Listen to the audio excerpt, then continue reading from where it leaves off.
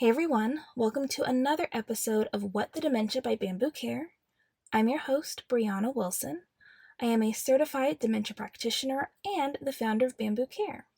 So today we are going to be talking about what can be a very sensitive topic for some, okay? And that's how dementia kills and the typical causes of death with dementia. So yes, it is a bit of a morbid topic, but it's an important topic that we need to cover. Now, before we get started, we are going to do a little bit of housekeeping and reminders like I've been doing. And if I'm being honest, I kind of like it because it allows me to tell you some things that I otherwise wouldn't be able to. So there are a couple of repeat things, but there's some new information as well. So first, I do want to say thank you to everyone who has purchased a Grow with Gratitude journal after listening to our podcast. I really do hope it will have a positive impact on both your life and dementia care journey. If you don't already know, Grow with Gratitude is our 100-day gratitude and self-care journal that was specifically designed for dementia care partners. Now, unfortunately, we are only able to ship to the US for now, but I'm hoping that will change very soon. But I also want to let you guys know that this will be the last podcast episode that I will mention it in, even if the last couple go unclaimed, until our new book is ready, okay? So for those who are interested, you can visit letsbamboo.com and click the shop tab.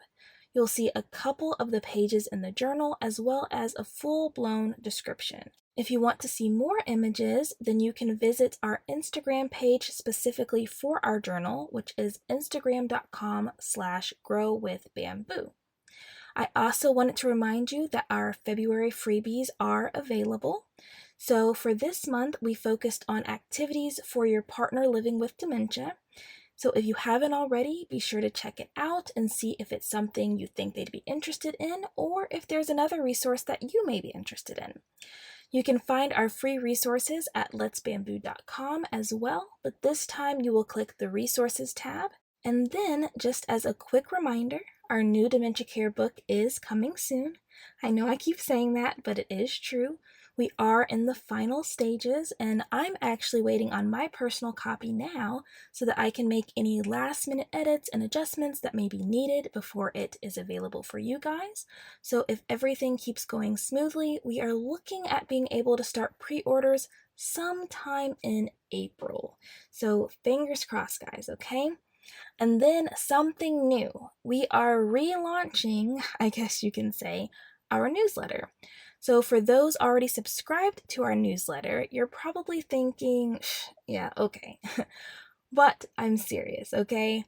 We are going to try to figure this thing out. So the plan is to send out at least one newsletter a month to keep you updated on all the happenings and share a few additional dementia care tips as well. So if you're interested in signing up for our newsletter, it's going to be towards the very bottom of our website, letsbamboo.com. If you are already signed up, then you should be receiving an email very soon, or by the time you are listening to this, you may have already received it. So keep an eye out for your email because I will be sending one out, and then I will try to keep up with it. I know I've been super sucking at it, but once a month is my goal this year, okay, guys? All right, so let's go ahead and get into the topic at hand, causes of death in dementia. So to get started, I'm going to give you just a brief outline of what dementia is, just so we can be sure that we're all on the same page. But if you want a more detailed explanation, then you can definitely listen to podcast episode number 2, where I break it all down for you, okay? Now, just as a brief overview, dementia itself is not actually a disease, okay? It's a syndrome, meaning that it's a collection of symptoms that are caused by various diseases and conditions. So dementia is the symptom that's being caused by something else being other diseases, other conditions. So with dementia, you're going to see a loss of thinking, remembering, reasoning, and behavioral abilities to the extent that it interferes with daily functioning, okay? And so different things that can cause these symptoms are Alzheimer's disease, Lewy bodies, brain disorders that impact the frontal and temporal lobes, changes in the blood flow in the brain, alcohol abuse, B vitamin deficiencies, infections, okay, things like that. And there are actually over 100 different conditions and diseases that can result in the symptoms of dementia. But as many of you have probably gathered by this point along your journey, Alzheimer's disease is the most common type and cause of dementia, and that's why it gets so much attention. So with dementia, what's being impacted is the brain, right? And with true dementia, it's going to be progressive and it's going to worsen over time because essentially what is being triggered is brain cell death. So to put it quite plainly, the brain is dying, okay? And what's important to realize is that the brain controls all of our functions, right? So as the brain dies, so will our functioning. And unfortunately, this extends to the functioning of the lungs, the heart, our breathing, circulation, sleep cycles, our ability to swallow, our digestion, everything. So I'm not quite sure about other countries' statistics, but at least in the US, it is the 5th leading cause of death for adults 65 years and older, and the 6th leading cause of death for all adults. Now, unfortunately, when they do these types of statistics, they are not talking about all dementias, okay? Just Alzheimer's disease. And so that's super important to keep in mind. But something even more important to keep in mind is that according to the CDC, dementia, including Alzheimer's disease, has been shown to be underreported in death certificates. And therefore, the proportion of older people who die from Alzheimer's may be considerably higher. Okay?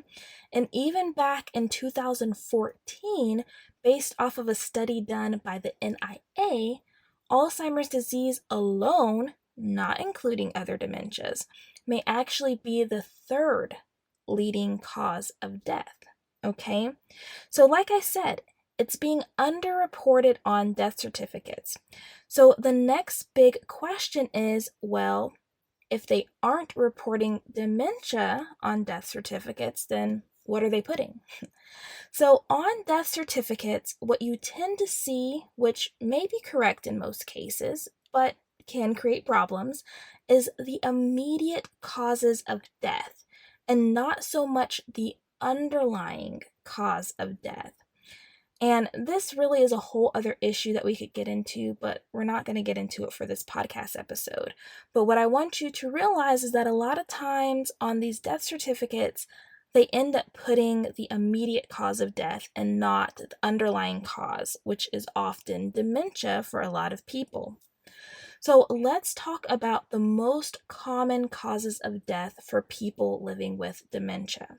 So broadly speaking, the most common causes are typically going to be infections, accidents, blood clots, coexisting illnesses, and dehydration. But we're going to kind of break this down, okay? So one of the most common causes of death, if not the most common cause, is pneumonia. So pneumonia is when the air sacs of the lungs become inflamed, and then they may end up filling up with fluid or pus. And so a person with pneumonia may end up developing a cough with phlegm or pus. They may have a fever with or without chills and experience difficulty breathing. So the question is, well, what makes a person living with dementia susceptible to catching pneumonia? So one of the big reasons is that as dementia progresses, people will start experiencing difficulty with oral motor control and coordination, as well as swallowing. So manipulating the food and liquid in their mouth and then being able to swallow it, okay? And when a person has difficulty swallowing, we call this dysphagia. And this is with a G, not an S. And so that's an important differentiation. You might hear it pronounced a little bit differently. Some people might call it dysphagia, but I call it dysphagia. So there you have it. So if someone isn't managing food or drink in their mouth well, then it can end up going down the wrong pipe. So it might end up going down the windpipe versus the esophagus, which can then lead to an infection in the lungs. And this type of pneumonia specifically is called aspiration pneumonia.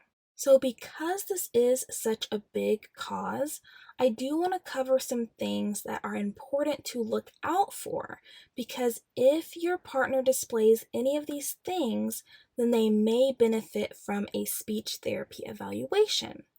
So some of the things to look out for are coughing or choking during or after meals, running nose while eating, watering eyes, change of color while eating, spitting out their food, effortful chewing, or like food and drink spilling from their mouth, a wet, gurgling voice after eating, or food, drink residue that's left in the mouth, okay? So if your loved one is experiencing any of these things, definitely let the doctor know so that they can get them a referral for a speech therapy evaluation. Now, if your loved one has previously been evaluated, but you are noticing the things that I've listed again, then they may need a new evaluation with new recommendations. Now, at some point, if I'm being honest, there might not be too much more that can be done. But what we can always do is try. So, if you're noticing these things, they've been evaluated, maybe it's okay for a while, but you're noticing, okay, they're starting to display these things again. Let's see if they need a new eval with new recommendations, okay? Now let's move on to other types of infections. So let's talk about urinary tract infections, also known as UTIs, and skin ulcers, which can then become infected. So many of you may have noticed just how common UTIs can be in those living with dementia. And so there's a number of reasons for this. So a big issue is that as dementia progresses, managing personal hygiene can become more and more difficult. And if we're being honest, it may become more and more difficult to get your loved one to cooperate when it comes to personal hygiene as well. Then bladder and bowel control also become more difficult, and incontinence becomes a really big thing. And another issue that can develop is urinary retention, which is basically when a person has a difficult time emptying their bladder fully. So what's left is essentially like old urine in the bladder, which is basically a breeding ground for bacteria, which can then lead to a UTI. So for these reasons and some others, UTIs are very common in those living with dementia. And women are typically at a higher risk of a UTI, and that has a lot to do with how our wonderful anatomy and urinary systems are set up, okay? So really quick here, some signs of a UTI. Changes in behavior is a big one. So maybe they're more aggressive, or maybe they're just agitated easily. You're noticing changes in their appetite or their sleep patterns. You're noticing increased confusion or disorientation, or just an unexplainable decline in function, okay? And this can be something drastic, like maybe they're able to walk one day and the next, for some reason, they can't get out of bed, Now, the issue with a UTI is that it can lead to sepsis, or urosepsis more specifically, if left untreated, which means that it has spread to other organs, such as the kidney, and it can cause issues like kidney failure, organ damage, septic shock, and other things we really don't want, okay? And so if you do notice any of the symptoms that I mentioned in your partner living with dementia, as well as maybe their urine smells very strong, you see particles in their urine, it's a very dark color, things like that, you definitely want to get them to the hospital so that they can be tested to see if they have a UTI. It really is considered a medical emergency, okay? Now, skin or pressure ulcers are a big issue, especially in the late stages of dementia once a person becomes chair or bedbound. So I cannot stress enough how important it is to adjust the position of your loved one every 2 to 4 hours. Ideally 2, but at least every 4. You don't want to go more than 4 hours without adjusting your partner's position, okay? And then you want to make sure that you're positioning them properly with pillows or cushions. So the areas that are most prone to pressure ulcers are really going to be any bony part of the body that comes in contact with a surface for too long. So this could be the back of the head. This could be the shoulder or shoulder blade. This could be the elbows, the buttocks, the hips, around the knee, the heel of the foot, places like that. And pressure ulcers can literally be a pain in the butt and a booger bear to heal, especially if the person also has diabetes. And then, of course, an even bigger issue is if the wound becomes infected. And of course, as with other infections, one of the things that we have to then worry about is the potential for sepsis, okay? Now, other infections that a person living with dementia could develop may be related to like an injury or a surgery or something like that. And many times your partner may not be able to really communicate their symptoms to you for you to really know in a timely manner, or you as a caregiver may have a difficult time keeping the wound site clean and dry, especially depending on where it is, which then can lead again to the infections and things like that. So as we can see, infections can be a pretty big deal and issue for those living with dementia, okay? Another big cause of death in persons living with dementia is accidents or incidents, especially falls. Falls are huge, okay, for those living with dementia. So the risk for death could be directly associated with the fall itself. If a person sustains like a life-threatening injury, such as like a blow to the head, or if they develop something like a blood clot or infection after a surgery that was required after some fall-related injury, like a fracture or a broken bone, okay? Then we have blood clots. So blood clots are an issue in general for persons living with dementia, but especially if they aren't very mobile. And really, any form of inactivity can increase your risk for developing a blood clot. So sitting for too long, laying for too long, whatever the reason may be, is just no good, okay? When we are in a static position for too long, it decreases the blood flow in the veins, which can then result in a blood clot. Now, the issue with blood clots, I mean, there's a lot, but in this particular case, the issue with blood clots is that they can break loose and then end up in dangerous places like the lungs, the brain, or the heart, which are all medical emergencies and can be fatal, okay? Now, another cause of death can be complications due to coexisting illnesses, which of course come with their own set of issues. And so it is not uncommon for a person living with dementia to also have heart disease, high blood pressure, diabetes, kidney disease, and something like chronic respiratory disease, okay?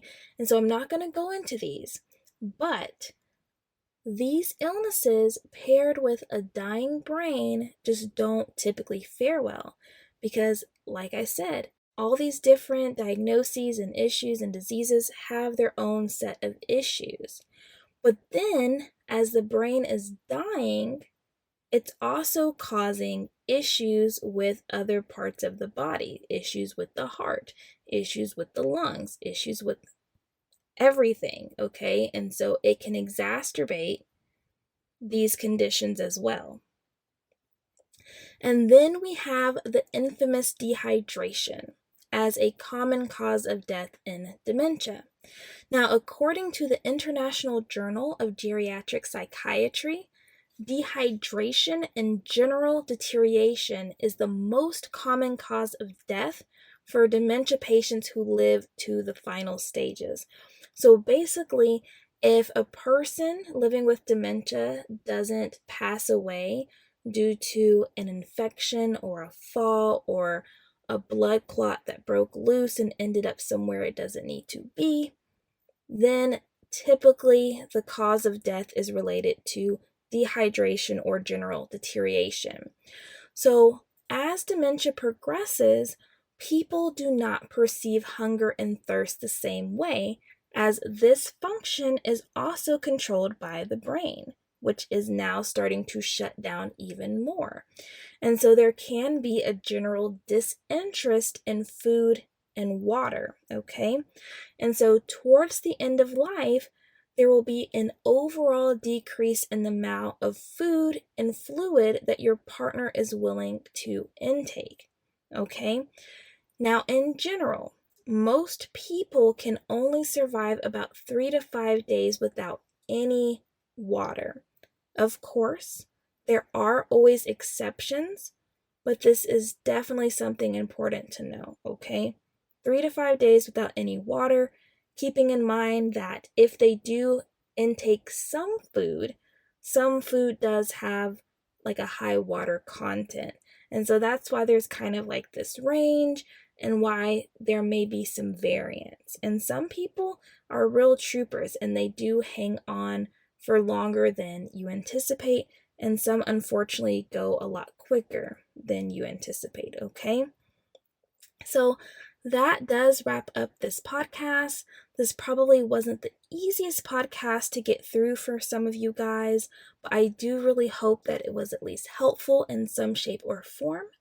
If anyone has any questions, comments, or future podcast requests, you can definitely send us an email at podcast@whatthedementia.com. Thank you so much for joining us on another episode of What the Dementia by Bambu Care. We look forward to catching you on the next episode. Take care, and until next time, stay strong, care on, and remember, you are not alone. Bambu Care is always here.